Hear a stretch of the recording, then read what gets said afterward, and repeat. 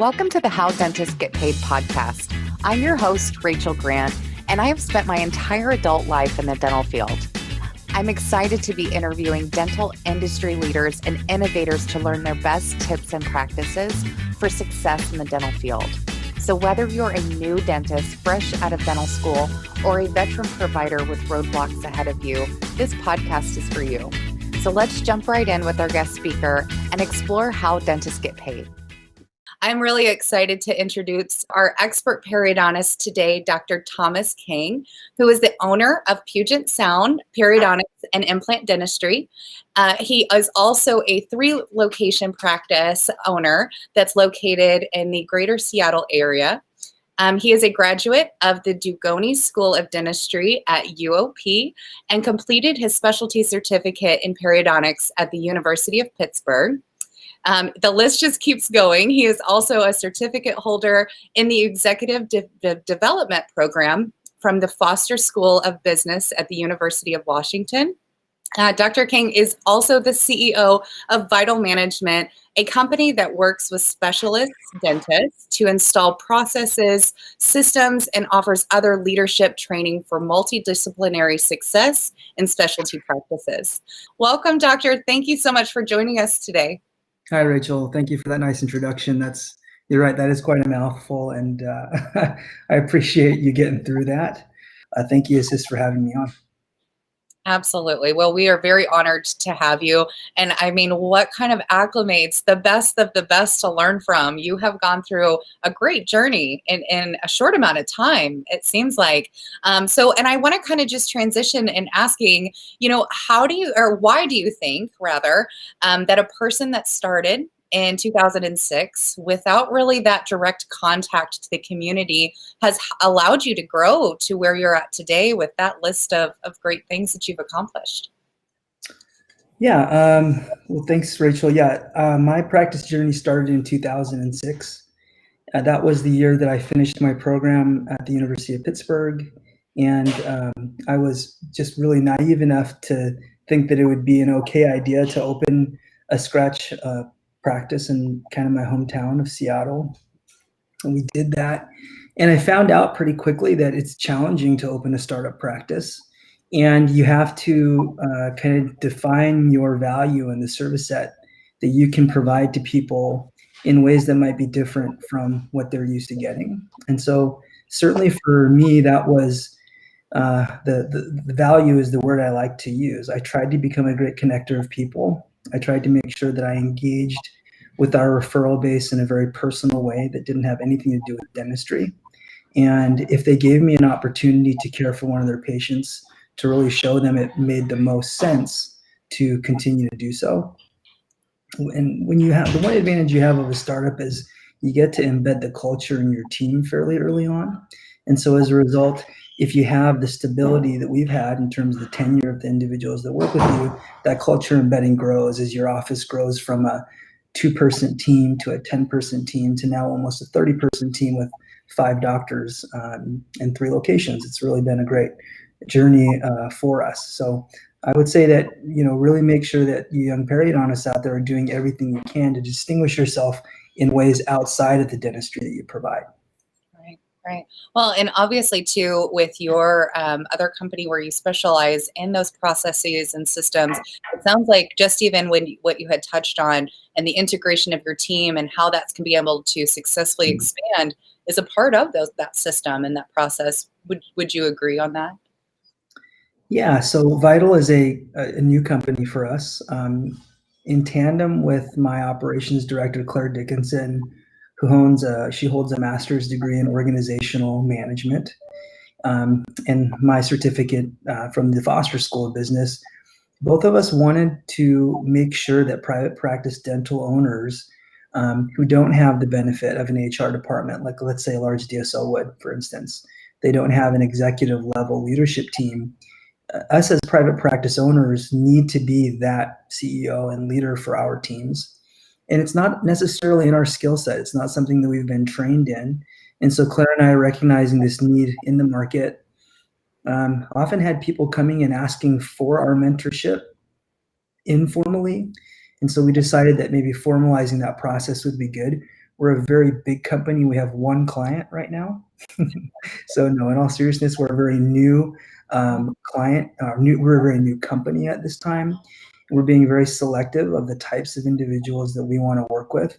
But what we're really trying to do is cultivate leaders in dentistry. It doesn't matter what specialty they're in. We want people that recognize that culture creation around your team is leadership is central to that. And a lot of people talk about the last 10 months or last year as having been very challenging. I've thought it's been such a great opportunity because it's allowed people who really define themselves as leaders to separate from the other people in their, let's say, in their competitive marketplace. But also being very inclusive and sharing everything that we've learned along the way with the other dentists, with the other periodontists, with the other oral surgeons in the community, because I want to be looked upon that way, not just with the dentists that refer to us, but everybody in the community. And we need a little bit more of that abundance mindset in dentistry. We really are one industry that rises and falls with the best and the worst among us. And so Vital Management, our vision for it is to allow people to plug into that and hopefully mimic our vision for that. That's pretty powerful, especially, I tell you, all of the doctors that I talk to on a daily basis, that's the one thing I hear. I was never taught how to run a business, how to manage people, to make them successful in a way that needs to be, not only for the business, but for the patients to feel that successful, compassion, and that the team members like each other and they're all working for that same goal. So it's really awesome that you're kind of paying it forward to figuring it out and then starting to, explore teaching the other providers how to do the same thing. That's really wonderful. I know we're skipping around a little bit. One of the things you said inspired me into a different way, so I apologize. We'll go ahead and circle back. Just talking in the success that you have and that you've grown into, over that short amount of time since 2006 when you first started, what would you say is the one thing that you do in your practice on a daily basis that you couldn't live without? Yeah, I think a genuine expression of thanks for your team and gratitude for your team. I don't know where, all the audience practices, but here in Seattle, we have a pretty significant shortage of qualified support team members. And so when you get a really strong assistant, when you get a really strong hygienist, when you get a really strong business team member, and we've been fortunate to grow with our people. My team around me, which started at 2 and then 3, those people are still with my practice. But when you bring somebody good on, at the end of that day or during the course of that day, just a genuine expression of thanks for your team is good for your soul as the owner, but it's also very enriching for that team member. More than the compensation, more than these other things that you give them, they want to know that they're appreciated. And I would say that doing that each day has really been part of why I continue to love being a chairside provider, but I also think it's why our staff continue to want to stay with us. Right. That's really heartwarming. And I know any of the team members that are sitting next to their doctors right now are nudging them saying, see. Well, I think it really makes a difference. It's just like being at home with your loved ones or your really close friends. They feel that appreciation, and it really just kind of builds something even more powerful, that you just can't even explain. That's really, just a powerful thing that I think anyone, whether they're in our profession or not, can take away. So just thank you for sharing that little nugget. So in talking about the community, what are some of the ways that you stay involved in your community or give back to, and kind of replenishing? Yeah. At the community at large, I probably do a lot more, I would say, with our dental community specifically. And most of that has to do, at least in the last year specifically, with making sure there was such a changing landscape for us over the last 10 months. So in Washington State, our mandated shutdown happened in the middle of March. And then the federal aid packages were not in place yet. So there was just a lot of uncertainty. And so each day, it was literally like you were trying to create new strategy on our own without a lot of guidance. And so I tried to engage with my dental community in the way that we all do now, through a Facebook group. We created a Facebook group called What to Do During the COVID-19 Pandemic. And any information which I could consume, I was trying to interpret, digest, translate, and basically create a playbook for our people, managing the optics of the way, we all had a staff member that came in and said, "Doctor, I'm not happy with our infection control," or "We need these huge hoods over every patient's face if we're going to come back to work. What's going to be our plan for personal protective equipment?" So on that side of it, it was about making sure that the voice your staff heard as the authority was your voice, not their assistant friend in a different practice, not something that they read on a dental website, your voice. And so what we tried to do was to arm our dentists in our community with the right information so that they can manage their patient concerns, their staff concerns, and then certainly still act as the CEO of their organization and making sure that they knew what aid packages were available, how they could return some employees to part-time and still allow them to collect this federal augmentation to the unemployment system, so that they didn't have to answer the question, "Doctor, if I can stay home and earn more money, why should I be coming to work?" Right? There was a way to navigate these things, and we just tried to create that playbook. And so for our community at large, the best way that I could serve them was within the dental community, because I felt like those dentists still need to be working and taking care of their patients. So that was how I engaged with my community most specifically. That's wonderful. And what a great servitude too, because I think providers are naturally serving, but when you're faced with something like this that's completely unnavigated and unknown, and there could be so many different variations of the right answer, and it could be easy to be persuaded by your team or what they think is comfortable for them, or having to kind of walk on eggshells because you don't know who's going to come back, and are you going to be understaffed, type of thing. So I'm sure that was really empowering for the providers that were sitting there just scratching their head, not really knowing where to go. And how nice to kind of communicate on Facebook. It's virtual, obviously safe social distance, but then that is, still stimulating the things that we need to kind of get over this hump, Yeah. I mean, we were all shocked. It was a state of shock for everybody. Before that, who could have ever imagined that our businesses could be basically shut down, and then what to do then? I mean, those were hard questions we had to answer. Yeah, absolutely. I seen a very funny post about the whole pandemic that said, "I love to learn about history, but I don't love living through it." Well put, yeah. So, talking about obviously everything that's happened in this last year, and given the rough year that, many of us had, what is the goal that you set for yourself, in 2021 and that you're working to achieve in your practice? Yeah, I think I hear that a lot, that people talk about the challenge that was 2020, and I don't really look at it as having been a particularly rough year. I don't think about it in those terms. I do think that it was very much a crucible event where people kind of figured out who they were as leaders. They kind of figured out who they were as practice owners. There was a tests of character that were built in there. There were tests of trust and judgment from your team. And so, let's say that a long-standing goal that I would have had for myself would have been to be able to pass those things irrespective in the manner of which that test presented.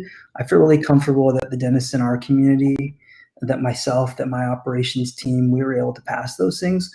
So my goal would be, I would say in 2021, would be to then, find people that are struggling, give them the tools to really improve, beyond that. Because I do know that there are people that did find the year exceptionally rough, that rather than kind of leaning into the problem, leaned away from it, put their head in the sand, didn't want to deal with it. I feel very bad, that there are people like that. Now, as dentists, we are a very unsympathetic victim of the pandemic. I'll say that. If you're a restaurant owner, if you're in hospitality, these are the people that have genuinely been affected. If you own a venue, if you're a musician, something like that, those people have had it horribly. I mean, as dentists, a lot of the federal aid that's come down has been uniquely suited to help us. many dentists that I know have actually done better, even though they may have had a down revenue year in 2020 than they did in previous years, simply because of the amount of aid that was out there and available. It doesn't mean that we're out of the woods yet, and we shouldn't be continuing to prepare for the worst. Every day we're taking, and for the people that are in the audience, I recommend you do the same thing. Write down those patients who have needed to cancel their appointments, reschedule appointments that you as an office have needed to reschedule because an employee member needed to quarantine because of a potential exposure. These are the things that create necessity around us making sure that as these PPP funds roll out, we're armed with this necessity for having this available to us, so we don't have to be put in this horrible position of determining, do I make my employee who thinks they might have been exposed a week ago Thursday get tested and miss the next 3 days of work? And then they're going to potentially lose that pay, or I'm going to lose that productivity. And what about my expenses? You don't want to have to be in that situation. These funds that are being made available to us allow us to make decisions that are in the best interest of the public at large, of the staff, and not have the business be penalized as a result of that. So, I think that there's something to be said for that for sure. Right. Yeah. Yeah. I mean, I think I agree in the aspect that there's a lot of challenges, there's a lot of pain points, but there's also, as you put it, which I think is really refreshing, some optimism. And there are some silver linings and things that we can really, take away as an advantage and not a disadvantage, from what we're coming out of. And God only knows how long more it's going to last. So I want to expand, if that's okay, to talk a little bit more about those resources for anyone that is listening, that's curious. What are things that you have found, as far as resource goes, that maybe someone doesn't know about, that's really been, something that's helped your practice? Yeah, sure. So there have been a number of obviously aid packages, and what's been interesting about it is the government has come down with certain mandates, and then they've gone back and retroactively changed some of the qualifications for these things. I would be remiss to say that it is really important that you sit down with your financial planner or your accounting professional and understand what you may or may not qualify for. Our practice overall last year had a 15% reduction in gross proceeds year over year because of that 2-month shutdown and protracting patient appointment times. But because of the HHS rounds of funding that came in, because of the way the PPP money came in, other grant programs that we applied for, we were actually more profitable than we had been in the year prior. And so the things that have been available for people that I think that they should be looking into now are the employee retention tax credit. That's certainly something that potentially has some legs.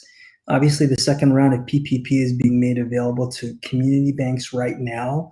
So if you have a community bank in your community that you want to support, getting your PPP loan through them is good for them too. They get 5% from the government in addition to what you're funded.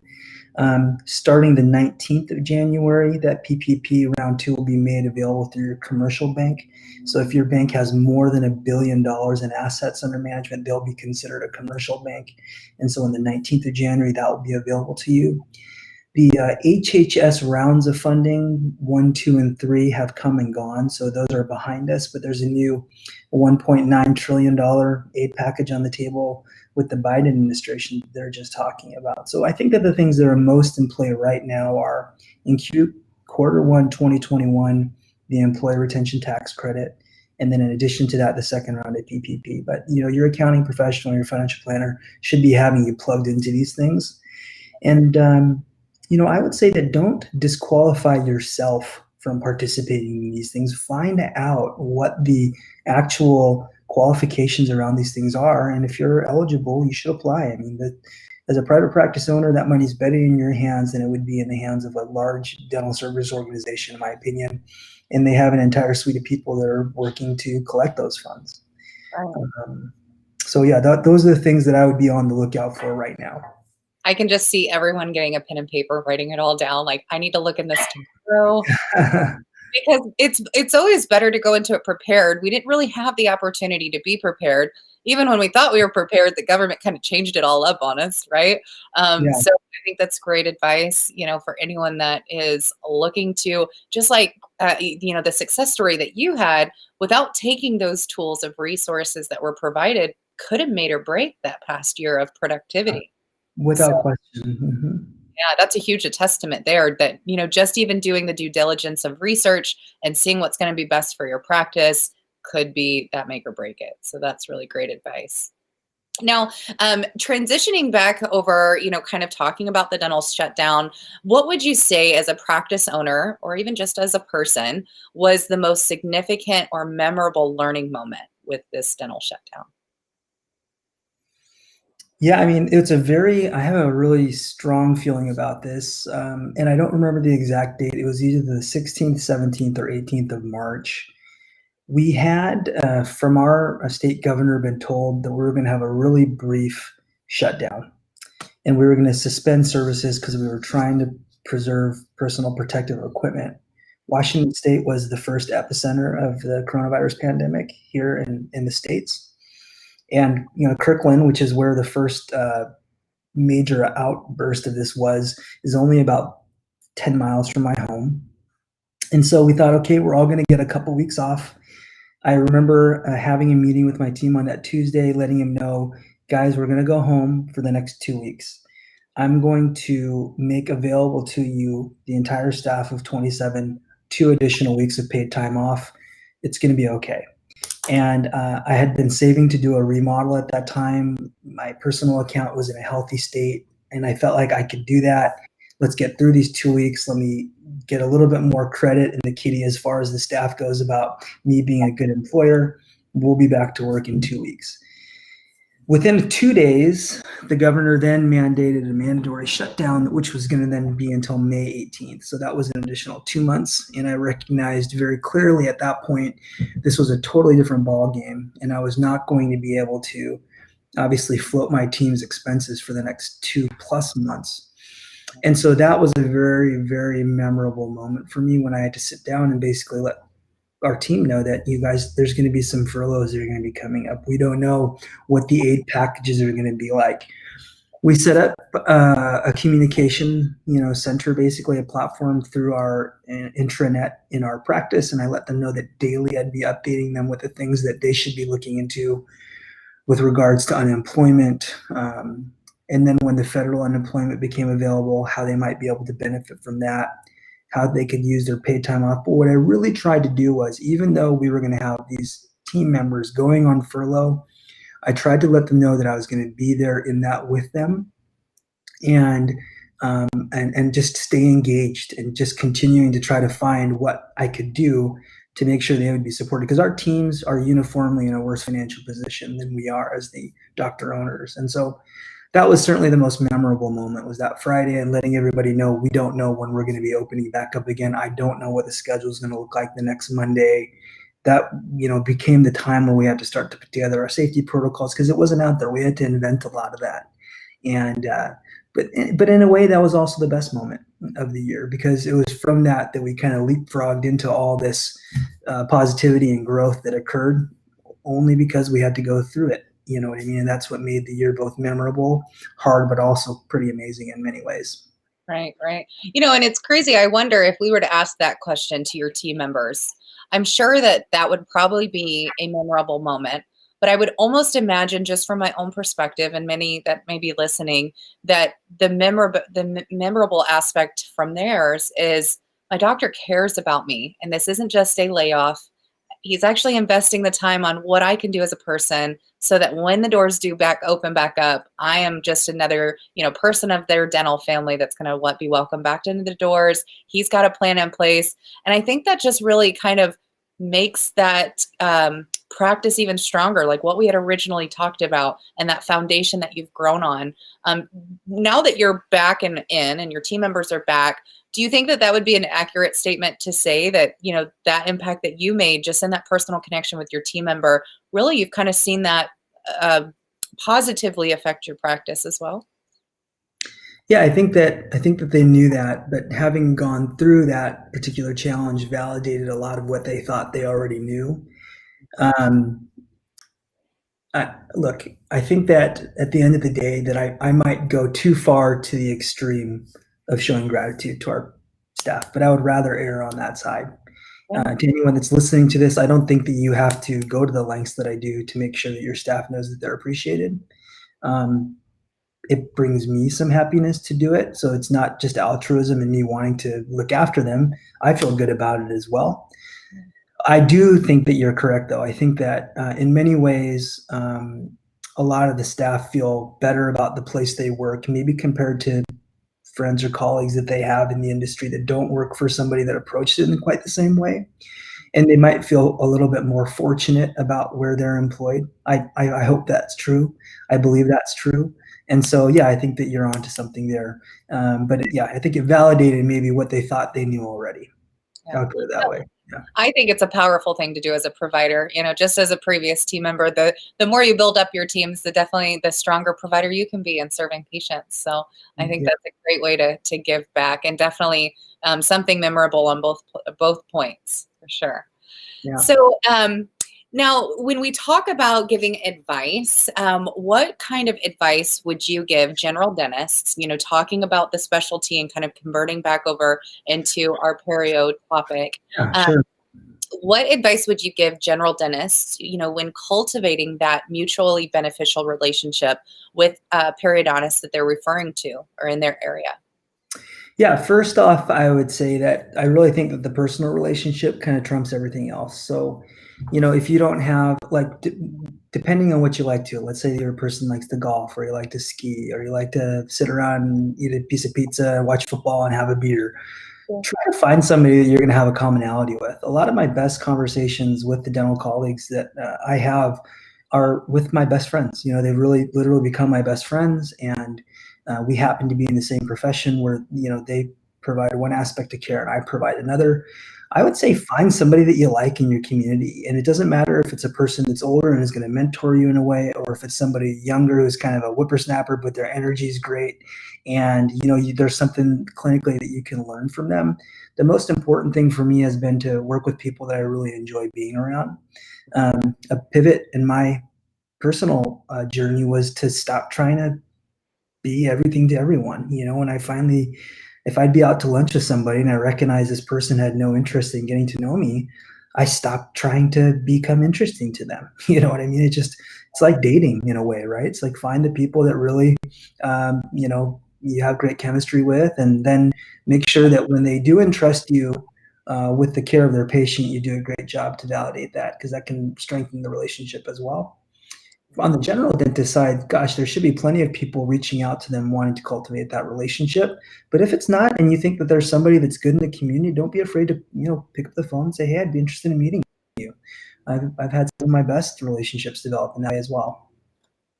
Now, in the same token, as you had mentioned, that general dentists do probably get a lot of, hey, refer to my practice. How would you say that your practice, or what you've learned over time, helps you to kind of stand out from those little booklets that, have your practice address on them and they get written out to the patient? Those old, I may be showing my age, but the old school way of referring. Yeah. What helps for your practice to stand out? Sure. Well, we certainly do all that stuff still, so I don't want to discount the importance of that. And we're in a community with really guiders. I have periodontists in this community that I tons of respect for. I think they run great organizations. I think that they're good leaders. I think they're good clinicians. So I don't necessarily try to stand out and be different from them. One of the things that what I try to do is try to make sure that the things that we do are on par, at least at level par with the things that they do. I try to do one procedure that might stand out. One of the things that I'm known for is if a person breaks a tooth, I'll replace it that day. I'll make sure that that person leaves with a fixed provisional attached to their implant. Early on in my career, that's the way that I distinguish myself, because as a surgeon, oftentimes it takes us longer to make that temporary and make it look nice than it does to remove the tooth and place the implant. But really beyond that, we do lots of fun events, and we include the team members of those offices. So 5 years ago, we held a prom. So we rented out a big venue. We had live music. We've done 80s parties. We did a a good versus evil where we had stilt walkers and a magician circulating in the crowd. And we try to really reward those offices that work with us. And so, we've had offices that bring as many as 15 or 20 staff members, and I show them a good time, and I like to have a good time. So I make sure that we're doing that together, and I let them see me with my, my tie off and my buttons opened up and having a good time. And so I just want them to have a chance to know us as people, and then on top of that, know that we're a team of amazing doctors. And Chris, if you don't mind, I just want to recognize the other doctors in the practice. Thank you. There are 5 of us, and we're soon going to be welcoming a 6th doctor into the practice. So I want to just introduce Dr. Kevin Suzuki, Dr. Jessica Shu. That's me in the middle there, the guy kind of at the bottom. And then just to my left or on the right side of that picture is Dr. Shoko Sato, and then as well as Dr. Alan Liu. And finally, Dr. Jenna Cha will be joining our practice. We're not all Asian on purpose. It just happened that way. I'd be happy to meet a periodontist of another ethnic background at some point in the future. But yeah, that's our team of doctors. And I won't go introducing all of our team members other than to say that they're all fantastic and much appreciated and loved by our office. So yeah, well, thanks. that is Take a that down. beautiful group of providers. And I tell you what, can we please have an invite to your next party? Absolutely. We love to, we think of all the vendors that take care of us as partners in our practice of success. And so, yeah, we invite all of our supply reps, we invite our implant reps, we invite them all. We love to have them there. That's super awesome. Well, personal note, I have a sister that lives not too far from you, and you may just have a new referral source for a patient. Awesome, Rachel. That would be great. We'd love that. Thank you. It's always just so wonderful. I mean, even just meeting you, in this short amount of time, I can't imagine how your patients feel, or the general doctors that work with you, just knowing what kind of care they're putting their patients into. And, I'm sure that is really all it takes to building that successful practice. Of course, there's protocols, there's systems, there's team members, there is a whole circus that kind of helps to support you and that specialty. But really at the core of it, I think you've nailed it. And it sounds like so much fun, just in what you're doing and enjoying that passion. So it's really wonderful. Yeah, that's nice of you to say. Thanks, Rachel. So now we've talked about a lot of the positive things, the things that have gotten you to the place that you are. Of course, without struggles or pain points, we really can't reach that ultimate level of success. So I want to explore that a little bit and just see what has been one of the biggest mistakes or those pain points that you've experienced while building or growing your practice that you would caution other either periodontists or general providers and general dentists to avoid. Don't work with assholes. And I mean that like in the most sincere way possible. If somebody out there is just a jerk, don't try to bend over backwards to get them to see your perspective or point of view. It's okay to have your opinion and have it be different from somebody else's. I would say, really, this sounds very cliche, but stay true to who you are. There's always going to be somewhere out there that just doesn't care for the way you do things. And you don't have to bend who you are as a person to accommodate them. And early in my career, because we're so hungry, when you have a scarcity mindset, when you're right out of school, big school loans, practice loan, mortgage, young family, it's very hard to think in terms of there will be more later if I'm just patient, because you're looking for the thing that's right in front of you. And, I would say don't think in terms of scarcity ever. There's plenty of work out there for us, and really, don't do the small thing that feels good in the moment. Always think in the long game and preserve the relationships. Don't burn bridges. I've walked that path as well. And, don't fight over small amounts of money with people. Just, be reasonable, be forthcoming, take the higher road. And just later, when you see that person again and you're going to engage with them, let them have a good feeling about you as a person, so, and those are lessons that I learned because early in my career, it's really easy to fight over those things when you think they're important, but you realize later they're not as important as that relationship probably was. Wow. I think that was really great advice. Just taking a step back, looking at the big picture and, just kind of taking one chunk at a time to get that boulder moved up the hill of success, right? Sure. Yeah. Now, of course, through those mistakes, as we all grow, when we mature, we learn from. If we, any of us, I'm sure if we had the opportunity to see our younger self or younger Dr. Khan as soon as he has graduated dental school, what is something that you would tell your younger self? If you could put that little microphone in your ear and say, listen to me now, it'll change your life so you don't have to go through that struggle, what would that be? Yeah, that's a good question.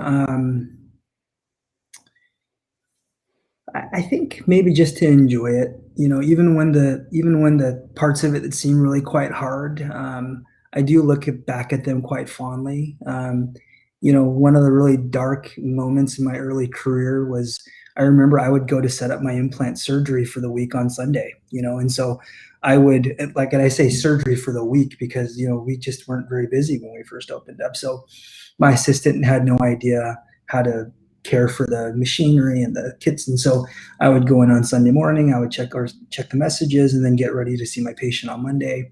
And I just remember being crushed when the patient had left a message saying that they weren't going to be able to come in on Monday morning. And so I was there kind of getting ready to do my surgical procedure. Surgery wasn't coming and I was totally deflated. Right. And in hindsight, it's a great memory. It's a funny story that I tell any young providers who are getting ready to, get into their practice. Now that patient did come back. She got her implant and she's still a patient today. And I tell her that story too. Her name is Renee and I love to tell her that story. I care for her mom. I care for her husband. And it's a fun story for me to tell her because she just remembers she's got that place. But yeah, I mean, just enjoy the journey and, don't be afraid. It's not going to be too big, however big it seems. We've got little built-in things in our brain that keep us from taking on more than we can handle. I would say, think in terms of like big picture. Like I said, don't squabble over the little things, and just the stress of it isn't worth it. And be nice to your wife. That's a good one. Yeah. Happy wife, right? Yeah, exactly. It's really funny. You are not the only speaker in this event that has given a little bit of a plug to their wife or appreciation. Yeah, Every strong man, there is a strong woman, right? Or a strong partner in yeah. some way. Yeah, she's the secret sauce behind our success for sure. Yeah, absolutely. Well, you have to have someone behind you that's just rooting for you the way that you can't root for yourself. So I think that, everything that we have touched on today is so powerful. I want to just quickly, circling back to the specialty, is there any last piece of advice from a periodontist to other general dentists or other periodontists that you would want to give anyone that's listening? Yeah, I mean, I think that you should just challenge yourself each day to be a better leader. I mean, really, at the end of the day, there's plenty of resources out there. It doesn't require a specific curriculum. We can all learn a little bit more about how to become a better version of who we are and how we show up to work each day. And it takes small steps, but really engaging with your teams by being a better leader is a self-fulfilling formula for success. So certainly lean in, take that challenge yourself to be a better leader for your team in your community. That would be my parting message, I would say. Well, that I think speaks for itself. There's nothing more I can say. I think that this has just been a great time. Again, I appreciate your time and the opportunity to be able to interview you. Any last parting words before we part ways? Yeah, just that we outsourced our insurance billing to eAssist about a year ago, and it was a massive success for us. So if anyone's considering doing that, I would look at working with eAssist for that. So thanks, Racheal. It was nice speaking with you. Thank you. It was so nice speaking with you as well. This podcast is sponsored by eAssist Dental Solutions. eAssist helps dentists collect 100% of what dentists are owed by insurance companies. Their dental billing experts work with dentists and their teams to ensure the claim submission process is smooth and that dentists and their staff can focus on patient care. If you or someone you know is in need of assistance with the dental billing process, call 1-844-EAssist or visit dentalbilling.com to find out more.